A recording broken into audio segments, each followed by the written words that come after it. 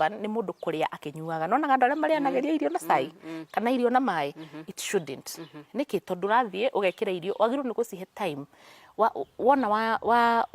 waria ri uhe nda yaku nginya time ya kumenya gutukania chemical icio tiga gutukania mai na irio kana liquids na irio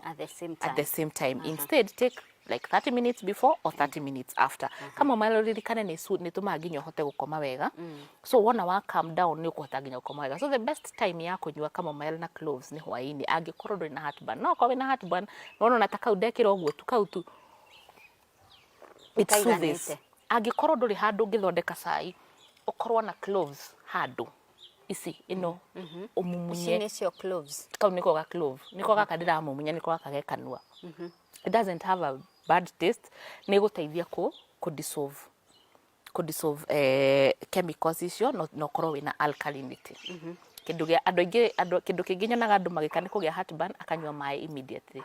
anywa mai ni kusuthaga hanini igacoka igagucuthira ingi igacoka mai ni mateithagia it helps temporarily ni kahinda kanini and as opposed to rio nginywaga kama mai ni geguguteithia ku alkalize but mai is okay.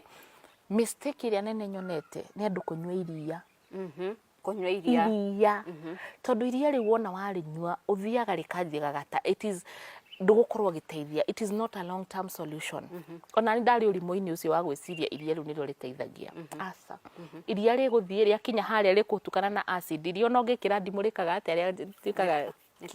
so rigukurehera mathina maingi gukira uguo handu ha iria go to chamomile cloves kana baobab baobab ndireciria baobab ni unga wa mabuyu ndindi ndangikwira horo wa unga wa mabuyu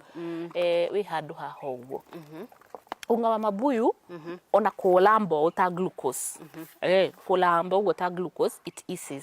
it gives you the alkalinity okay